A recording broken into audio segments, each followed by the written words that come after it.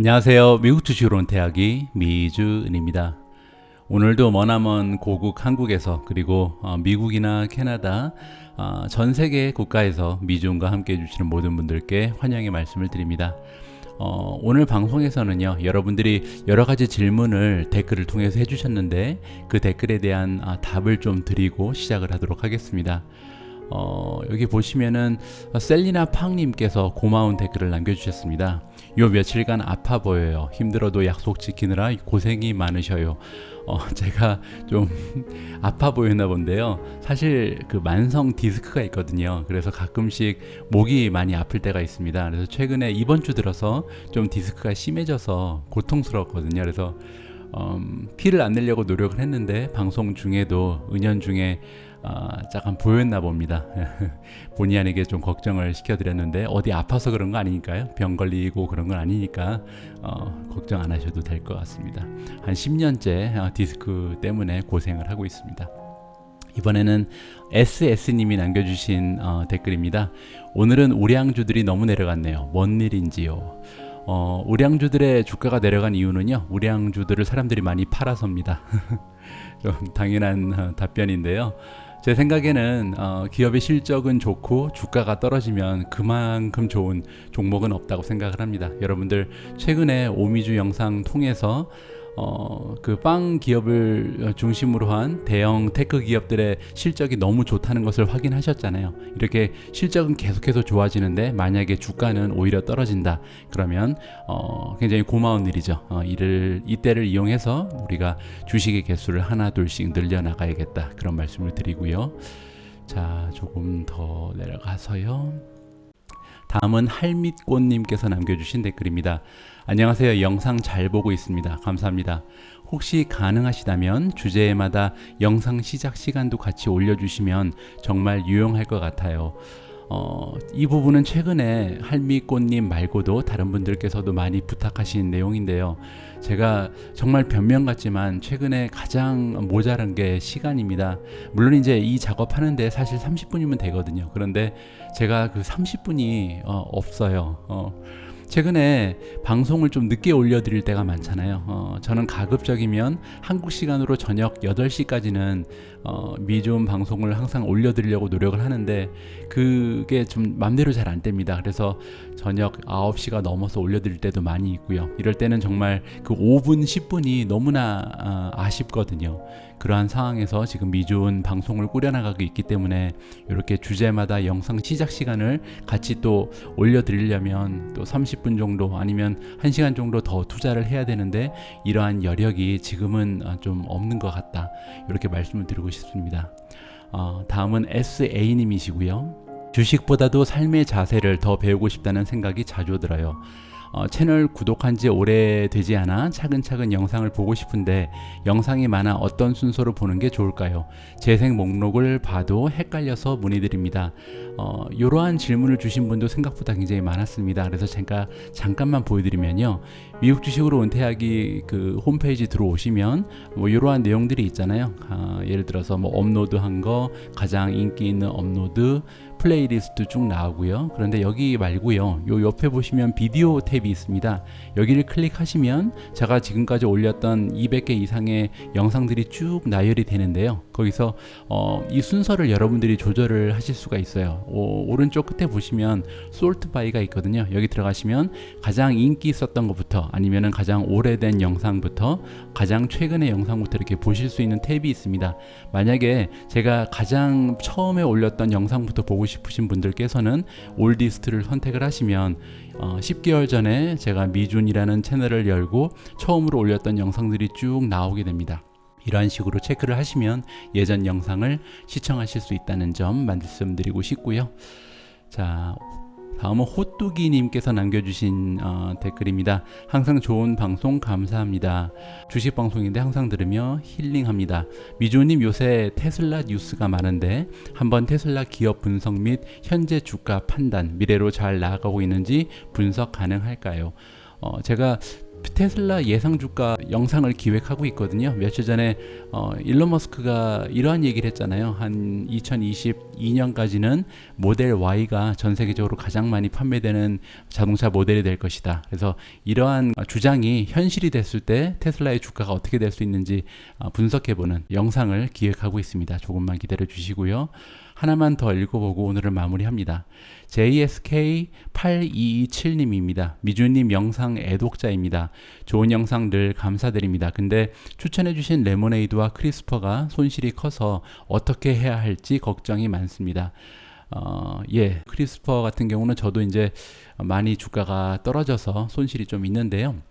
제가 말씀드릴 수 있는 부분은 주식 그리고 종목을 평가할 때는요, 주관적인 관점이 아니고 객관적인 관점으로 봐야 된다고 생각을 합니다.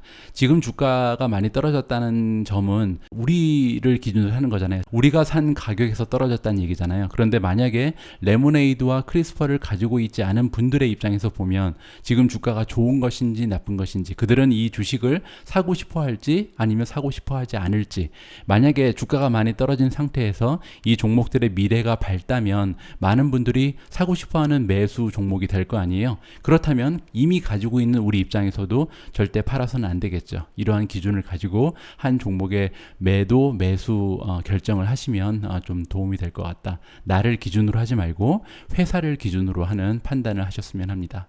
자, 오늘은 여기까지만 댓글을 읽어보고요. 앞으로도 시간이 될 때마다 여러분들이 올려주신 질문은 이렇게 방송을 통해서 답을 전해드리도록 하겠습니다. 자, 오늘 첫 번째 기사 내용은요, 애플을 준비했습니다. 애플 reportedly planning portable iPhone for 2023.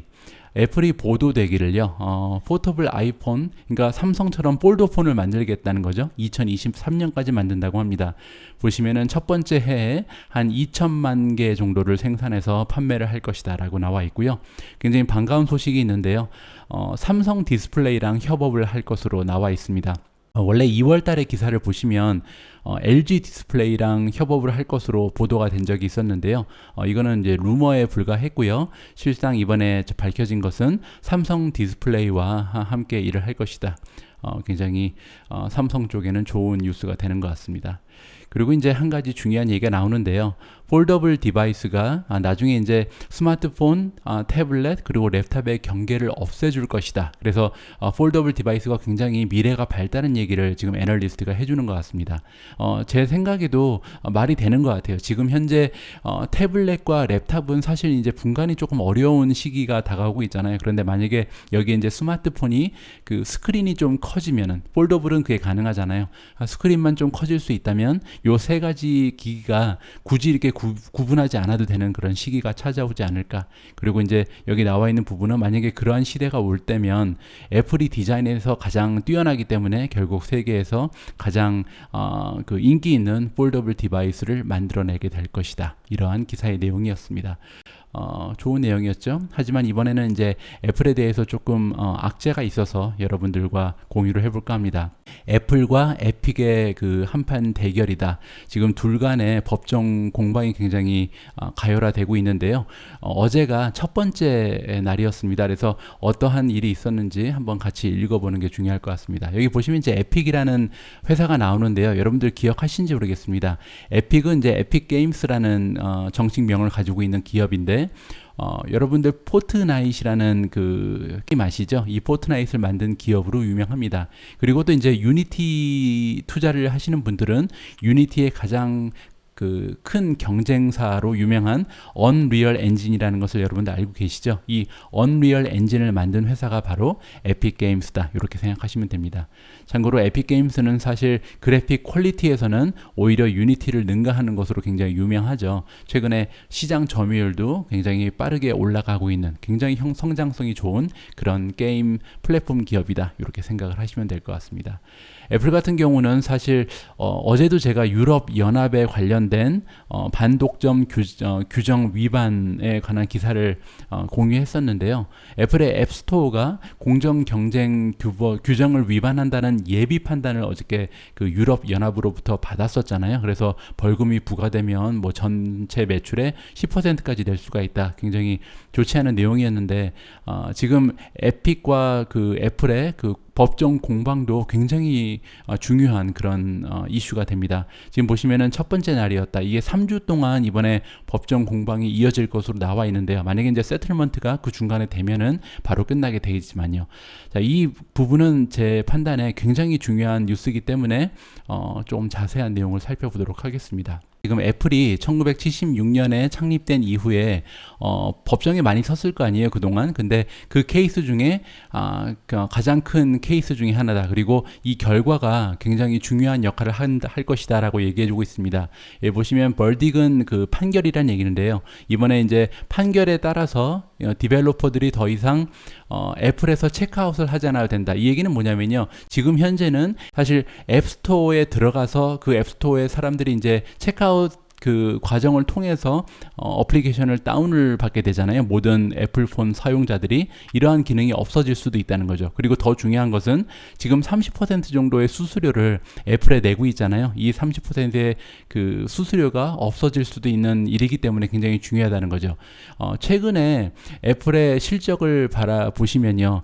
애플 실적 중에서 굉장히 많은 성장률을 보이고 있는 부분이 서비스 비즈니스입니다. 이 서비스 비즈니스가 사실 이 애플 스토어에서 오는 거거든요. 그래서 이번 판결 결과에 따라서 애플의 성장이 지속될 수 있을지, 아니면 이 서비스 쪽의 성장률이 이제 한풀 꺾이면서 주가의 하락으로도 이어질 수 있는 중요한 이슈다. 이렇게 우리가 생각을 해보면 됩니다. 자, 그리고 이제 이 두 기업의 공방이 어떻게 시작됐는지 그 배경이 나와 있는데요. 이들의 그 법정 싸움은 작년에 시작됐습니다. 2020년에 시작됐고요. 이제 에픽이 그들 자신의 다이렉트 페이먼트를 만들었다. 그러니까 그 포트나이트, 아까 말씀드린 것처럼 이제 포트나이트라는 게임이 뭐 전 세계에서 가장 인기 있는 게임으로 막 2018년에 선정되고 그랬었거든요. 그러면서 많은 사람들이 사용을 했는데 결제하는 기능을 에픽이 자체적으로 만들었다는 겁니다. 그래서 여기 보시면 circumventing fees라니까 이 fee를 피해갈 수 있는 구조를 어떻게 만들어낸 거예요, 에픽에서. 그래서 이제 애플이 화가 났겠죠. 그래서 워닝을 줬다고 합니다, 에픽에. 이렇게 편법 쓰지 말라라고 워닝을 줬는데 에픽이 받아들이지 않았다는 거죠. 없애지 않았다. 그리고 나서 애플이 취한 조치가 재미가 있죠. 에픽 게임스를 그냥 쫓아냈다고 합니다. 더 이상 이제 아이폰에서 에픽 게임스를 사용할 수 없게끔 그냥 쫓아냈다는 거죠. 그러면서 이제 법정에 쓰게 된 건데요. 에픽이 어떠한 논리를 피고 있는지 그들의 입장을 한번 들어볼게요. 에픽이 보기에는 아이폰의 그 시장의 규모가 10억 명이다. 그러니까 10억 명이라는 사람이 애플 폰을 쓰고 있잖아요. 그렇기 때문에 이거는 이제 전 세계에서 너무나 많은 사람들이 애플 폰을 이미 쓰고 있기 때문에 하나의 시장으로 봐야 된다. 그리고 지금 현재는 이 시장 안에서 어떠한 그 비즈니스를 하기 위해서는 애플 스토어를 거치지 않고는 할 수가 없다는 거죠. 그래서 하는 수 없이 애플이 만들어낸 메커니즘을 통해서 어플리케이션을 다운을 받고 그 다음에 또 돈도 페이먼트 시스템을 거쳐서 결국 이 어플을 사야지만 사용자들이 사용을 할 수가 있다는 거잖아요. 이렇게 돼 있기 때문에 반독점 규정 위반에 해당된다. 이렇게 지금 논리를 피고 있고요. 애플의 입장을 들어보겠습니다. 애플이 주장하는 건 뭐냐면요. 지금 이 에코시스템을 만들었다는 거죠. 그 애플 쪽에서. 그리고 이제 이러한 그 에코시스템을 만들고 나서 너무나 많은 기업들이 그 수백만 달러 아니면은 수십억 달러의 비즈니스를 이러한 플랫폼을 통해서 창출해냈다. 그래서 굉장히 공헌을 많이 했다는 거예요. 애플 때문에 이제 많은 기업들이 성공 신화를 써냈는데 이제 와서 만약에 그 30%라는 커미션을 내지 않고 이러한 플랫폼을 이용하겠다고 말하게 되면은요.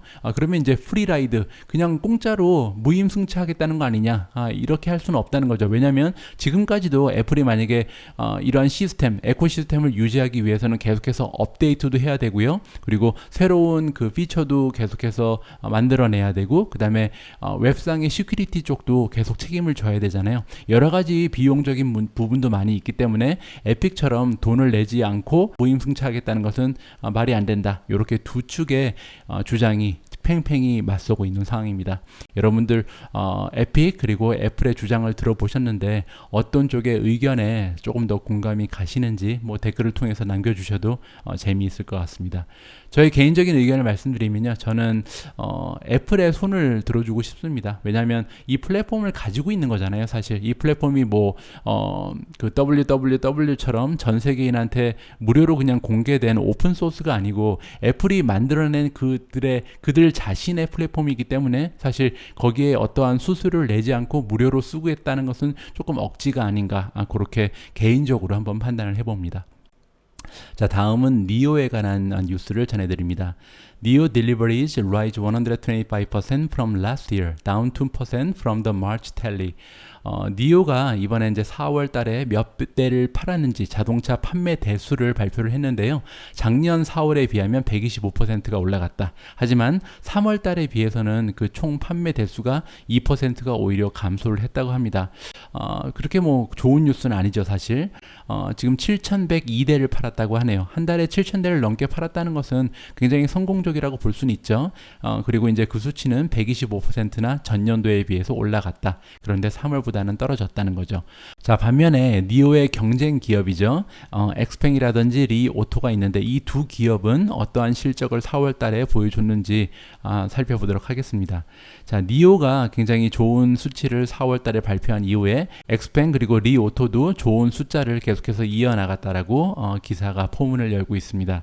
자, 보시면 엑스팽의 결과가 먼저 나오는데요. 4월 달에 딜리버리 수가 5,147대를 판매를 했다고 합니다. 그리고 5,147대는요. 전년도에 비해서 285%가 올라갔습니다. 따라서 니오보다 오히려 더 성장률이 좋죠. 지난해랑 비교했을 때.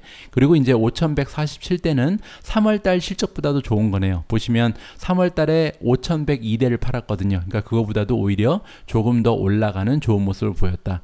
이번에는 리오토입니다. 리 자동차 같은 경우는 5,539대를 4월 달에 판매를 해서요. 전년도랑 비교했을 때 113%, 그리고 3월 달에 비교해서도 많이 올랐죠. 왜냐하면 3월 달에는 5,000대가 되지 않았었잖아요. 4,900대밖에 되지 않았기 때문에 이번에 리오토도 그렇고 엑스팽도 그렇고 니오도 그렇고 좀 전반적으로 반도체 품귀 현상이 일어나는 어려운 시기에 모두 다 굉장히 선전을 하고 있다.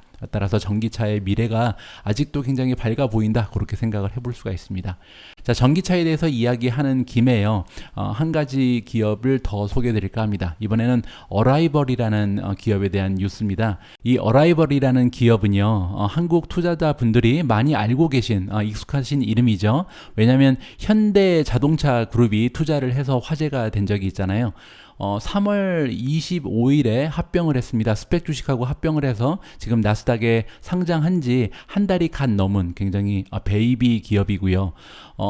이들이 만들어내는 것은 이제 그 테슬라가 만드는 그런 승용차 종류가 아니고요. 벤이라든지 버스 등의 상업용 전기차 개발을 전문으로 하는 그런 영국 기업입니다. 그렇게 생각하시면 될 것 같고요. 이번 기사의 내용은 뭐냐면 이 어라이벌이라는 기업이 우버랑 협업을 하기로 했다. 그래서 이제 일렉트로닉 라이드 헤일링카, 라이드 헤일링이라는 것은 승차 공유 서비스를 얘기하죠. 승차 공유 서비스에 이용할 전기차를 같이 만들어내기로 했다라고 지금 기사가 나오고 있습니다. 자세한 내용을 한번 살펴보죠. 영국에 베이스를 두고 있는 그 전기차 스타트업 기업인 어라이벌이 우버랑 함께 일을 하고 있다. 그리고 이제 전기차를 둘이서 만들어낼 것이라고 나와 있죠. 그리고 이 전기차는요, 퍼포스 빌트니까 일정한 목적을 가지고 만들어내고 있는데 라이드 헤일링을 위해서 만드는 거죠. 그러니까 굉장히 좀 저가겠죠. 왜냐하면 라이드 헤일링이라는 것은 이제 택시라고 보면 되시잖아요. 그러니까 택시의 용도를 가지고 만드는 거기 때문에 너무나 디자인이 예쁘거나 뭐 이렇게 럭셔리할 필요는 없겠죠. 그래서 좀 저렴한 가격에 이용할 수 있는 그런 모델을 만들 것으로 기대가 되고요. 어라이벌은 지금 계획하기를 2023년 내후년에 프로덕션을 시작할 것으로 계획을 잡고 있습니다. 그리고 이제 it will not be exclusive. exclusive이라는 것은 이제 배타적인 거잖아요. 그래서 우버만 이용할 수 있는 그런 디자인은 아니고요. 이번에 만들어내는 자동차는 전 세계에 있는 모든 그 승차 공유 서비스를 제공하는 모든 사람들한테 판매가 될 것이다라고 얘기하고 있습니다. 그리고요. 어라이벌은 여기 보시면은 딜리버리 밴도 지금 개발을 하고 있죠. 이 딜리버리 밴은요, 이미 그 UPS, 유나이티드 포스탈 서비스죠. 미국의 그 우편 배달 서비스잖아요. 요 UPS가 이미 고객으로 잡혀 있는 것으로 나와 있고요. 버스 쪽에 아까 말씀드린 것처럼 밴하고 버스에 그 스페셜리티가 있는 기업이죠. 그리고 이제 여기 다시 나와 있네요. 현대자동차 그리고 기아자동차로부터 지금 그 지원을 받고 있다. 현대차가요, 한 8천만 유로 정도를 투자했고요. 기아자동차가 2천만 유로 정도를 투자한 것으로 나옵니다. 따라서 두 기업이 사실 같은 그룹이기 때문에 합의하면 1억 유로 정도를 좀 투자한 것으로 나와 있습니다. 그런데 이제 여러분들이 하나 알고 계셔야 되는 부분은 뭐냐면요. 어라이벌 같은 경우는 아직 매출이 없는 회사입니다. 올해 말에 이제 드디어 버스를 생산하기 시작한다고 나와 있고요. 그 다음에 상업용 밴 같은 경우는 내년이 돼야 처음으로 이제 출시가 되고 판매가 나올 것이다. 그래서 빠르면 올해부터 이제 올해 말부터 매출이 발생하기 시작하고 아니면 이제 내년부터 매출이 드디어 이제 나오기 시작하는 그런 기업이기 때문에 투자하실 때 조금 여유를 가지고 하시는 것도 좋을 것 같습니다. 요 밑에 나와 있는 내용 보시면요. 렌더링이라는 것은 이제 디자인 그 만드는 과정을 얘기하는 거잖아요. 그래서 인테리어에 대한 디자인이 이제 조금 나온 것 같은데요. 파이널 디자인은 end of the year, 그러니까 올해 말 정도가 되면 파이널 디자인이 나오고 이건 확정된 디자인은 아니라는 겁니다. 그래도 잠깐 어떻게 생겼나 보면요. 이렇게 앞에 모습이고요. 뭐 이러한 깔끔한 디자인을 가진 그런 차라고 보시면 될 것 같습니다. 자, 어라이벌에 투자하시고 계신 분들은 굉장히 반가운 뉴스가 될 것 같습니다. 자, 다음은요. 바이두에 대한 기사를 잠깐만 보고 넘어갈게요. 제가 지난주에 이미 전해드렸던 내용인데 지난주에 제가 바이두가 드디어 유료 그 로보택시를 운행을 시작한다라고 말씀을 드린 적이 있잖아요. 이 유료 로보택시 운행이 드디어 시작이 됐습니다. 베이징에서 시작이 됐고요. 일요일부터, 그러니까 오늘이 지금 화요일이니까 이틀 전부터 운행을 시작했다고 합니다. 그리고 그때 제가 바이두 무인 로보택시의 디자인을 보여드렸는데 그 디자인이 아니고요. 이렇게 생긴, 그러니까 일반 자동차 위에 이렇게 기기가 올려져 있는 이러한 형태로 구성이 됐다고 합니다. 그래서 지금 이미 운행을 시작하고 있다. 지금 보시면 뭐 승차를 하는 고객이 보이시잖아요. 그런데 운전석에는 아무도 없다. 참 희한한 세상이 드디어 시작이 됐습니다. 참고만 하시고요. 자, 다음 기사로 넘어갑니다. 어제 버진 갤럭틱이 많이 떨어졌잖아요. 9%가 넘게 하락을 했는데요. 버진 갤럭틱이 이렇게 주가가 확 꺼진 이유를 한번 살펴보도록 하겠습니다. 자, 보시면요. 여기 나와 있는 이유가 뭐냐면 금요일 날 장이 미국 시장이 끝난 이후에 버진 갤럭틱이 한 가지를 발표를 하게 되는데요. 어떠한 얘기를 발표를 했냐면 2021년 1분기 어닝 발표를 원래 5월 4일 날 하게 돼 있었는데요. 이날 못하고 5월 10일로 연기했다라는 발표를 금요일 날 미국 시장이 마친 다음에 했습니다. 이렇게 어닝 발표를 일주일이나 늦추는 거는 사실 좋은 일이 아니죠. 그렇기 때문에 이렇게 9%가 넘는 주가가 하락을 한 거고요. 사람들이 이제 불안해지니까요. 근데 밑에 나와 있는데요.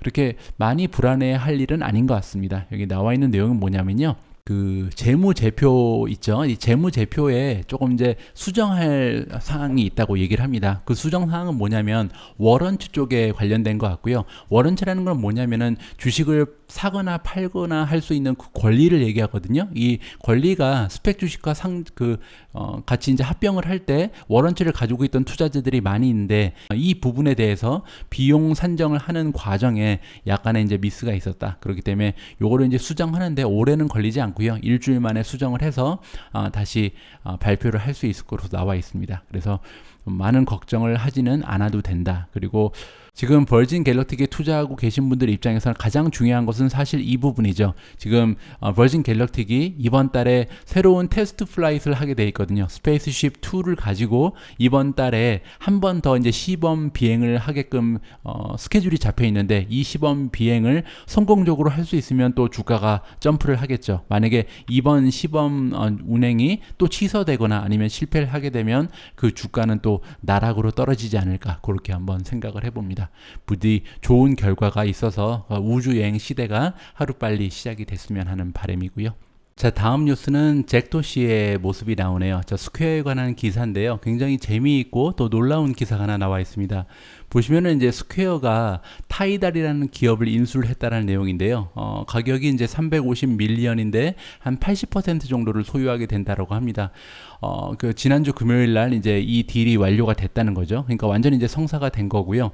이 딜이 왜 이렇게 이제 놀라운 소식이냐면 타이달이라는 기업은요, 뮤직 스트리밍 서비스를 제공하는 기업입니다. 음악을 듣는 기업이죠. 그러니까 스포티파이처럼 말이죠.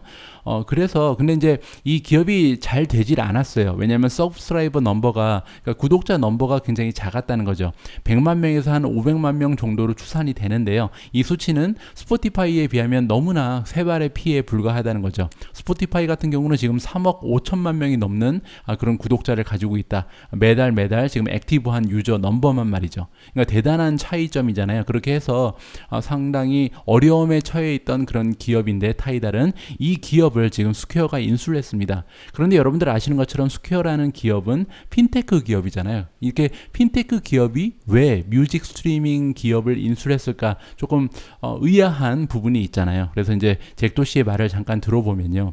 3월 달에 이제 트윗을 통해서 자기의 의사를 얘기를 했는데요. 타이달에 속해 있는 그 뮤지션들, 음악가들을 도와서 그들이 이제 비즈니스를 성장시키고 팬층을 확대시키는 데 도움을 주고 싶다. 그래서 콜라보레이션 툴을 만들 것이고, 그 다음에 이런 뮤지션들이 그들이 가지고 있는 상품이라든지 이런 걸 좀 판매하도록 도와주고요. 그리고 또한 음악을 사랑하는 모든 사람들이 그 음악을 좀 쉽게 들을 수 있는 새로운 경험을 선사할 것이다라고 포부를 밝혔다고 합니다. 그러니까 스퀘어랑 지금 좀 연결되기가 좀 어려운 부분이 있어서 우리가 이해하기는 어려울 것 같은데요.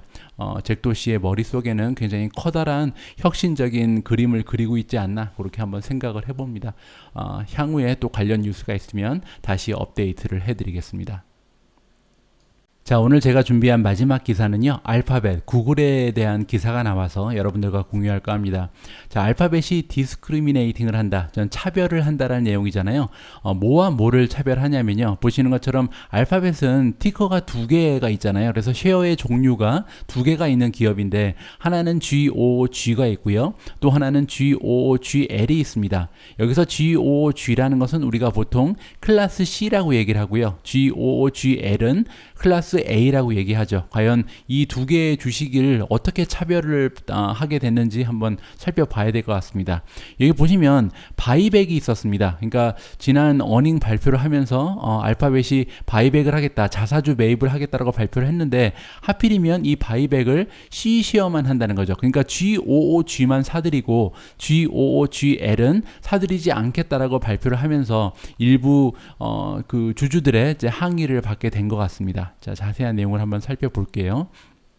자, 여기 보시면요. 알파벳, 구글이 이제 상장을 할 당시에 클래스가 두 개밖에 없었습니다. 그때는 이제 클래스 C는 없었고요. 클래스 A와 클래스 B가 있었는데, 클래스 A라는 건 이제 보통주를 얘기하는 거죠. 투표권이 하나 있는 보통주가 있었고, 그리고 이제 투표권이 10개가 있는, 그러니까 한 주당 투표권을 10개나 주는 거예요. 이 주식은 당연히 이제 오너들, 그 창립자들이 가지고 갔겠죠. 이렇게 두 가지의 주식을 가지고 있었는데, 문제는 뭐냐면 창립자들이 그 한 10년 정도 지나니까 자기들이 갖고 있는 주식을 조금씩 팔게 되죠. 아무래도 필요한 자금들이 있을 거 아니에요, 살아가면서. 그렇게 되면 자기가 가지고 있는 구글이라는 기업에 대한 지분이 줄어들게 되는 거죠. 왜냐하면 투표권이 줄어들게 되니까요. 굉장히 위험한 상황이 올 수도 있잖아요, 그 오너들의 입장에서는. 그렇게 해서 이제 편법을 써서 머리를 굴렸겠죠. 그렇게 해서 만들어낸 것이 주식 분할을 하자. 지금 클래스 A, 클래스 B가 있는데 클래스 A도 주식 분할을 하고 B도 주식 분할을 해서 요 분할된 것을 가지고 C를 만들자 해서 만들어진 것이 클래스 C입니다. 근데 그 클래스 C는요, 투표권이 없는 거예요. 투표권이 없으니까 오너 입장에서는 자기 맘대로 돈이 필요할 때 이제 판매를 할 수가 있는 거잖아요. 그래서 내가 가지고 있는 주가 만약에 클래스 B 100주였는데 이 클래스 B 100주가 반으로 이제 쪼개지면서 클래스 C가 100주, 그 다음에 클래스 B가 100주가 됐는데, 클래스 B는 투표권이 있기 때문에 가만히 가지고 있겠죠. 판매하지 않고. 그리고 클래스 C는 내가 이제 현금이 필요할 때마다 꾸준히 판매를 하면서 현금 조달을 한다. 이러한 구조로 만들어진 것이 클래스 C라고 이해하시면 될 것 같습니다. 그런데 그런데 이제 여기서 문제가 되는 부분은요. 2020년 7월에 그 보드 오브 다이렉터가 경영진이 한 28빌리언 정도의 자사주 매입을 결정을 했다는 거예요. 그런데 이때도 C주만 자사주 매입을 할 것으로 결정을 했다고 합니다. 2021년 4월이 되니까 한 1% 정도를 더 그 주가가 올라가 있다는 거예요. 그런데 이번에 어닝 발표를 하면서 어떻게 했냐면 그 클래스 C주를 50빌리언 정도 더 자사주 매입을 하겠다. 그러니까 A주를 가지고 있는 사람들 입장에서는 기가 막힐 노릇이죠. 이미 C주가 오히려 더 비싼 상황인데, 그래서 그 주가의 프리미엄이 차이가 있는데 왜 그 자사주 매입을 할 때 또 C만 사냐, 이렇게 불만을 가질 수밖에 없는 그런 일이 발생을 한 겁니다.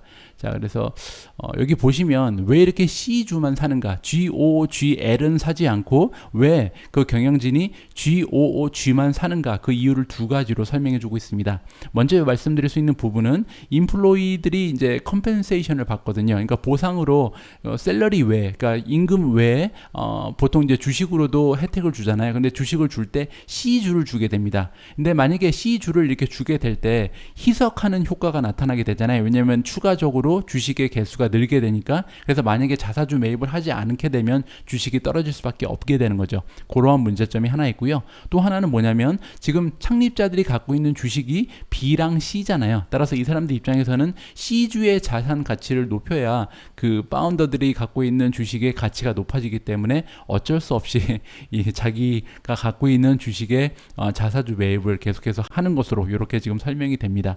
그런데 이제 이 기사에서 마지막에 언급해 주는 내용은 뭐냐면요. 앞으로 만약에 그 지금 구글의 주식을 매수하시는 분들께서는 아마도 C를 사는 것보다는 A가 나을 것이다. 왜냐하면 경영진 입장에서도 좀 부담이 되잖아요. 계속해서 그 GOG의 주가만 올리고 GOGL이 주가가 차이가 많이 나게 되면 이 좀 문제가 생기게 됩니다. 그래서 아무래도 이 두 개의 주가는 계속 맞추면서 나아갈 것이다. 그래서 만약에 지금부터 주식을 매수하시는 분들께서는 지금 현재 주가에서는 GOGL이 약간 더 저렴하거든요. 그래서 GOGL로 선택하시는 것이 조금 더 맞는 선택이 될 수 있겠다. 그러한 내용의 기사였습니다. 자, 오늘 오미준님께서 준비해 주신 영상의 클립입니다. 제목은요, Should investors sell in May this year? 미국의 증권가에서는 이러한 속담이 있다고 합니다. 매년 5월 달에는 주식을 팔아버리고 떠나야 한다. 주식시장을 떠나야 한다. 그리고 이제 나중에 한 10월 달 정도 되면 다시 돌아온다는 거죠. 그만큼 5월부터 10월 달까지의 주식의 수익률이 좋지 않다는 얘기인데요. 과연 구체적으로 어떠한 일이 있었고, 지금 전문가들은 올해 같은 경우도 만약에 5월 달에 정말 주식을 팔고 나가야 되는지 전문가들의 전망과 그들의 의견을 함께 들어보도록 하겠습니다. 자, 오늘도 긴 영상 끝까지 함께 해주신 모든 분들께 감사의 말씀드리고요. 저는 내일 더 유용한 정보 그리고 재미있는 방송으로 여러분들 곁에 다시 찾아오도록 하겠습니다. 우리 모두가 미국 주식 투자로 은퇴하는 그날까지 다 함께 화이팅입니다. 행복한 하루 되세요. 감사합니다. We talk about it just about every year, and that is the old adage that you sell in May, go away. We always comes up a little different this year because it wasn't April 15th. These things are thrown off tax-wise. But according to LPL Financial, the S&P returns 1.7% on average between May and October for those 6 months, and it returns 6.8% on average from November to April. And over the past 6 months, the index is up close to 30%. Joining us now to talk about what to do with this in mind, Ryan Dietrich, Senior Market Strategist at LPL Financial Research, and Stephanie Link, Chief Strategist at Hightower and a CNBC contributor. We mentioned LPL, so I'll start with you, Ryan. You also point out, though, that there, and once again, the caveat is, I don't know what historical trends necessarily mean, and a lot of times they're meant to be broken. But whenever the S&P is up 5% in April, it tends to do really well in May, 9 out of 10 times. And that's the case this year because April was a big month. You're right, Joe. I mean, you think about it, it should be called sell in June, if you ask me, right? I mean, you look back at the last 8 years, May's been higher, 7 of them. During a post-election year like we are, May historically is extremely strong. And then you just mentioned when April's up a lot, May's been higher 9 of the last 10 times. So those are all there. But the truth is, after an 87% rally, The calendar is, you could say, more of a warning sign now. We know summer months can be low volume, more volatility. I mean, just overlay this bull market with the one that we saw coming off the 2009, 2010 lows. That one we had almost identical. That one had a 16% correction in the sell in May period in the summer months. Maybe we don't quite get 16% with all the stimulus that's out there, but still, a well-deserved break makes sense, and the calendar is a near-term worry here. And Stephanie, that's the thing. I mean, calendars are one thing, but it doesn't matter what month or day it is if you just look around and try to figure out sentiment and just how far we've come and maybe some of the, pockets of speculation that are troublesome. So I don't even know if it matters that you need to know what month or day it is. But do you feel like maybe this year it may be a better idea than in previous years to maybe lighten up a little in May? Well, good morning. I will tell you, this morning alone, I've read 4 different notes on sell in May.